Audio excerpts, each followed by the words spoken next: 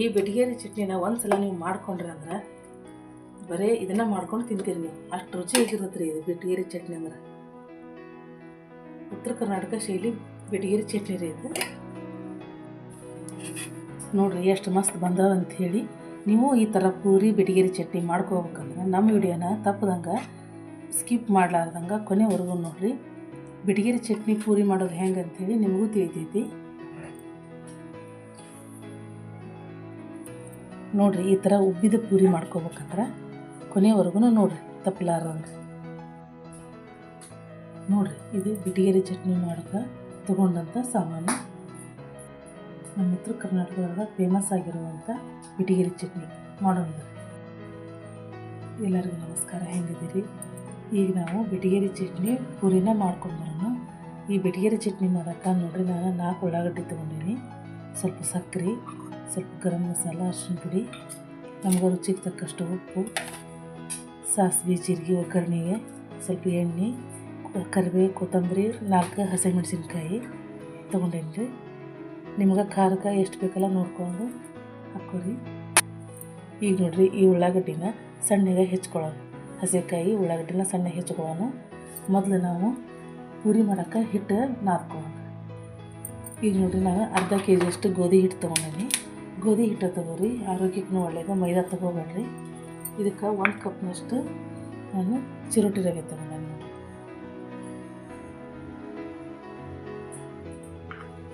ಇದಕ್ಕೆ ಸ್ವಲ್ಪ ರುಚಿಗೆ ತಕ್ಕಷ್ಟು ಉಪ್ಪು ಹಾಕ್ಕೊಳ್ಳೋಣ್ರಿ, ಸ್ವಲ್ಪ ಸಕ್ಕರೆ ಹಾಕ್ಕೊಳ್ಳೋಣ್ರಿ, ಸ್ವಲ್ಪ ಎಣ್ಣೆ ಹಾಕ್ಕೊಳ್ಳೋಣ್ರಿ. ಈಗ ಚೆಂದಾಗೆ ನಾದ್ಕೊಳ್ಳೋಣ್ರಿ ಇದನ್ನು. ಈಗ ನೋಡಿರಿ ಎಲ್ಲನೂ ಚೆಂದಾಗೆ ಮಿಕ್ಸ್ ಮಾಡ್ಕೊಳ್ಳೋಣ. ಸ್ವಲ್ಪ ನೀರು ಹಾಕಿ ಚಪಾತಿ ಹಿಟ್ಟಿನ ಅದಕ್ಕೆ ನಾದ್ಕೋಬೇಕ್ರಿ ಇದನ್ನು.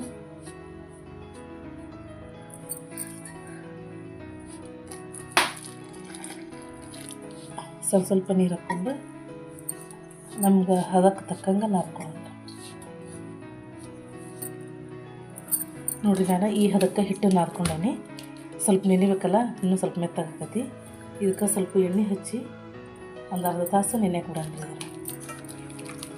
1 ಗಂಟೆ ನೆನೆಯಕ್ಕೆ ಬಿಟ್ಟರೆ ಅಡ್ಡಿ ಇಲ್ಲ, ಯಾಕಂದರೆ ರವೆ ಹಾಕಿರ್ತೀವಲ್ಲ ಎಲ್ಲ ಪೂರ್ತಿ ನೆನ್ಕೋಬೇಕದು. ಇದನ್ನ ಮ್ಯಾಗ ಒಂದು ಏನರ ಮುಚ್ಚಿ ಸ್ವಲ್ಪ ಹಿಂದಕ್ಕಿಟ್ಬಿಡೋಣ. ಅಲ್ಲಿ ಮಟ ನಾವು ಬೆಟಗೇರಿ ಚಟ್ನಿ ಮಾಡ್ಕೊಳ್ಳೋಣ.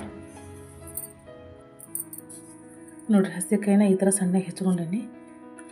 1 ಕಪ್ನಷ್ಟು ನಾನು ಪುಟಾಣಿ ಹಿಟ್ಟು ತೊಗೊಂಡೇನಿ ರೀ. ಈ ಬೆಟಗೇರಿ ಚಟ್ನಿ ಮಾಡೋಕ್ಕೆ ಬೇಕಲ್ಲ. ಉಳ್ಳಾಗಡ್ಡಿ ನೋಡಿರಿ ಈ ಥರ ಸಣ್ಣಗೆ ಕಟ್ ಮಾಡ್ಕೊಂಡೇನಿ.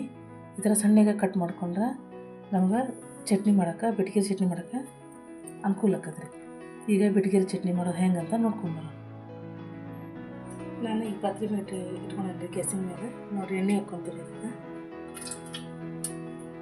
ಇದಕ್ಕೆ ಸ್ವಲ್ಪ ಎಣ್ಣೆ ಜಾಸ್ತಿನೇ ಹಾಕೋರು. ನೋಡಿರಿ ಇಷ್ಟು ಎಣ್ಣೆ ಹಾಕ್ಕೊಂಡೆ ನಾನು.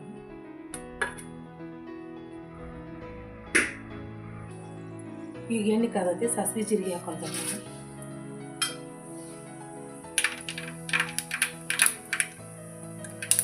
ಈಗ ಹಸಿಕಾಯಿ ಹಾಕ್ಕೊಂತೀನಿ.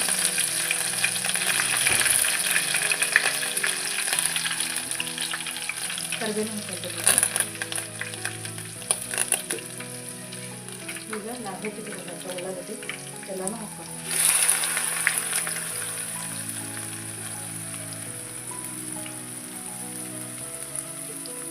ಈಗ ಚೆಂದಾಗ ಎಲ್ಲನೂ ಮಿಕ್ಸ್ ಮಾಡ್ಕೊಳ್ಳೋಣ. ಎಣ್ಣೆಯಾಗ ಸ್ವಲ್ಪ ಬೇಗ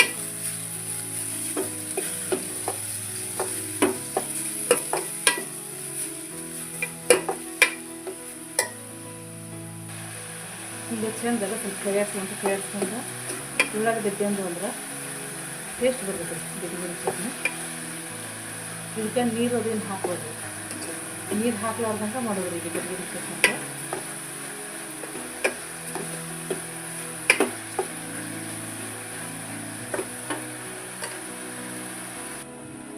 ನಾವು ಉಳ್ಳಾಗಡ್ಡಿನ ಸಣ್ಣ ಹೆಚ್ಕೊಂಡಿರ್ತೇವೆ, ಅದು ನೀರು ಬಿಡ್ತೈತಿ. ಅದಕ್ಕೆ ಇದಕ್ಕೆ ನೀರು ಹಾಕಂಗಿಲ್ಲ. ಈಗ ನೋಡಿರಿ ನಾವು ಇಟ್ಕೊಂಡಂಥ ಅರಿಶಿನ ಪುಡಿ, ಗರಂ ಮಸಾಲ 2 ಹಾಕ್ಕೊಳ್ತೀನಿ. ಚೆಂದಾಗಿ ಮಿಕ್ಸ್ ಮಾಡ್ಕೊಳ್ಳೋಣ.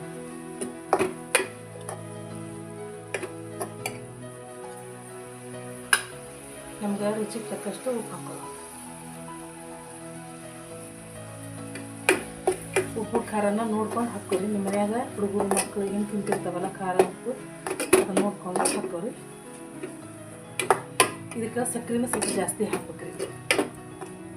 ಶುಗರ್ ಇದ್ದವ್ರಿದ್ರೆ ಬೆಲ್ಲ ಹಾಕ್ಕೊಂಡು ನಡಿತೀವಿ, ಆದರೆ ಇದಕ್ಕೆ ಸಕ್ಕರೆನ ಹಾಕ್ತಾರೆ ಬೆಟಗೇರಿ ಚಟ್ನಿಗೆ.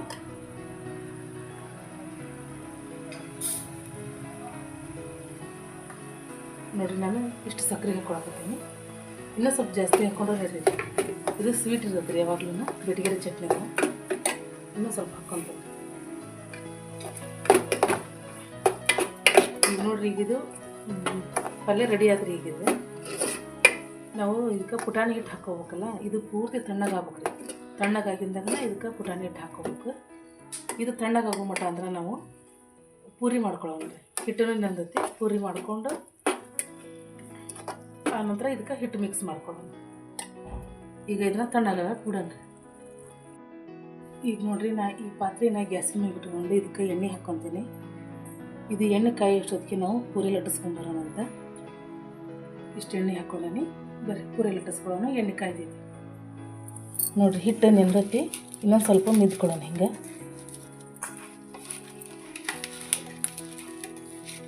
ಸ್ವಲ್ಪ ಮಿದ್ಕೊಂಡೆ ಮಾಡ್ಕೊಳ್ಳೋಣ.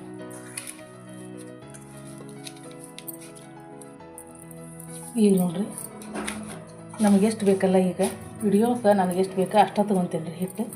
ಎಲ್ಲ ಮಾಡ್ಕೊತ ಕುಂತ್ರೆ ವಿಡಿಯೋ ಭಾಳ ಹೊಡೆದಕ್ಕತಿ.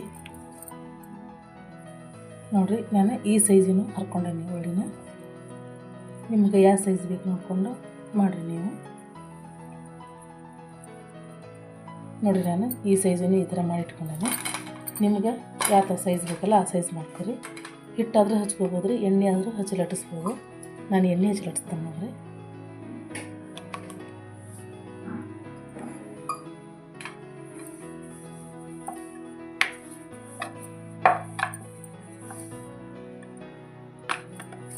ಗೋಧಿ ಹಿಟ್ಟಿನ ಮಾಡೋದ್ರಿಂದ ಆರೋಗ್ಯಕ್ಕೂ ಒಳ್ಳೆಯದು.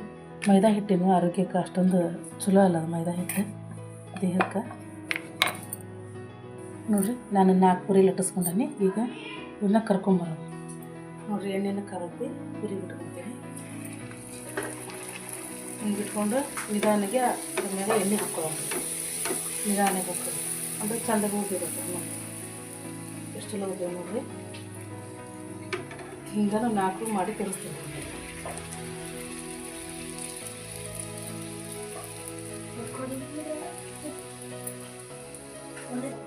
ನೋಡಿರಿ ಈಗ ತಗೊಂಡೀನಿ. ಹಿಂಗೆ ಇನ್ನೂ ಒಂದು ಹಾಕ್ತೀನಿ ನೋಡಿರಿ. ನಿಧಾನಿಗೆ ಹಾಕಿದ್ವಿ. ಸ್ವಲ್ಪ ಮ್ಯಾಗ ಹಿಂಗೆ ಎಣ್ಣೆ ಹಾಕ್ಕೊಬಿಟ್ರೆ ಭಾಳ ಚಂದ ಉಟ್ಕೊಳ್ರಿ. ನೋಡ್ಬೋದು ಕಲರೂ ಚಂದ ಬಂದವ. ಈಗ ಇನ್ನೊಂದು ಪ್ಲೇಟ್ ತಗೊಂಡ್ಬನ್ನಿ. ಎಲ್ಲನೂ ನಿಮ್ಗೆ ಮಾಡಿ ತೋರ್ಸಾಕತ್ರ ವಿಡಿಯೋ ಭಾಳ ದೊಡ್ಡದಕ್ಕೈತಿ, ನಿಮ್ಗೆ ನೋಡೋಕೆ ಬ್ಯಾಸ್ರ ಆಗ್ತೈತಿ. ನೋಡಿರಿ ಪುರಿ ಈ ಥರ ಉಬ್ಬಿ ಬಂದವು. ಈಗ ಇವನ್ನ ಸೈಡ್ ಇಟ್ಕೊಳ್ಳೋಣ. ಬೆಟಗೇರಿ ಚಟ್ನಿಗೆ ನಾವು ಪುಟಾಣಿ ಹಿಟ್ಟು ಮಿಕ್ಸ್ ಮಾಡ್ಕೊಳ್ಳೋಣ. ನೋಡಿರಿ ಪುಟಾಣಿ ಹಿಟ್ಟನ್ನ ಇದ್ರಾಗ ಹಾಕ್ಕೊಂಡೀನಿ. ಕಲ್ಸಕ್ಕೆ ದಾವ ಅಂತೇಳಿ ನೀರು ಹಾಕ್ಕೊಂಡು ಸ್ವಲ್ಪ ಕಲಿಸ್ಕೊಳ್ಳೋಣ್ರಿ. ನೋಡಿರಿ ಇದು ಗಟ್ಟಿ ಭಾಳ ಆಕೈತ್ರಿ. ಇನ್ನೊಂದು ಸ್ವಲ್ಪ ನೀರು ಹಾಕ್ಕೊತೀನಿ.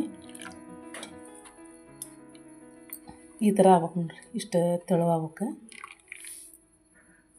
ಈಗ ಇದನ್ನು ನಾವು ಮಾಡ್ಕೊಂಡಂಥ ಉಳ್ಳಾಗಡ್ಡಿ ಪಲ್ಯಕ್ಕೆ ಹಾಕ್ಕೊಳ್ಳೋಣ.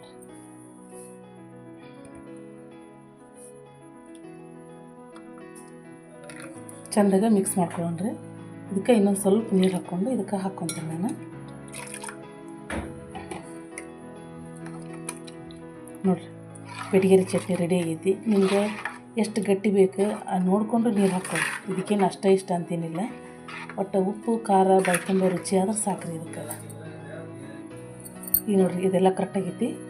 ಇದಕ್ಕೆ ಮ್ಯಾಗ ಸ್ವಲ್ಪ ಕೊತ್ತಂಬರಿ ಉದುರಿಸ್ಕೊಂಬಿಡೋಣ. ಈಗ ಪೂರಿನೂ ರೆಡಿ ಆಗ್ಯಾವು, ಬೆಟಗೇರಿ ಚಟ್ನಿನೂ ರೆಡಿ ಆಗೈತಿ. ಈಗ ನಾಷ್ಟ ಮಾಡೋದು ಒಂದೇ ಬಾಕಿ ನೋಡಿರಿ ನಮ್ಮ ಉತ್ತರ ಕರ್ನಾಟಕ ಶೈಲಿಯ ಬೆಟಗೇರಿ ಚಟ್ನಿ ಪೂರಿ ಮಾಡೋದು ನಿಮ್ಗೇನಾರು ಇಷ್ಟ ಆಗಿತ್ತಂದ್ರೆ ನಮ್ಮ ವಿಡಿಯೋಕ್ಕೆ ಒಂದು ಲೈಕ್ ಕೊಡಿರಿ. ನಿಮ್ಮ ಮನಸ್ಸಿಗಿನ ಕಮೆಂಟ್ ಬಾಕ್ಸ್ ಒಳಗೆ ತಿಳಿಸ್ರಿ. ಎಷ್ಟು ಮಸ್ತ್ ಬಂದವಂದ್ರೆ ಪೂರಿ ಬೆಟಗೇರಿ ಚಟ್ನಿ. ಒಂದು ಸಲ ನೀವು ಮಾಡ್ಕೊಂಡು ನೋಡಿರಿ, ನಿಮ್ಗೆ ಗೊತ್ತಾಗತ್ತೆ ಇದ್ರ ಟೇಸ್ಟ್ ಹೆಂಗೈತೆ ಅಂಥೇಳಿ. ನೋಡಿರಿ ಪೂರಿನ ಎಷ್ಟು ಪಳ್ಳಗ್ಯಾವ ನೋಡಿರಿ, ನೋಡ್ಬೋದು ಇಲ್ಲಿ ಭಾಳ ಟೇಸ್ಟ್ ಬಂದಾವೆ ನೋಡಿರಿ. ಈ ವಿಡಿಯೋ ನಿಮ್ಗೇನು ಇಷ್ಟ ಆಗಿತ್ತು ಅಂದ್ರೆ ಲೈಕ್ ಮಾಡಿರಿ, ಸಬ್ಸ್ಕ್ರೈಬ್ ಮಾಡಿರಿ. ಹೊಸದಾಗಿ ಯಾರು ನಮ್ಮ ಚಾನಲ್ ನೋಡಕತ್ತಿದ್ರೆ ಸಬ್ಸ್ಕ್ರೈಬ್ ಮಾಡ್ಕೊಂಡು ನೋಡಿರಿ. ಈ ವಿಡಿಯೋ ನೋಡಿದ್ದಕ್ಕೆ ಧನ್ಯವಾದಗಳು.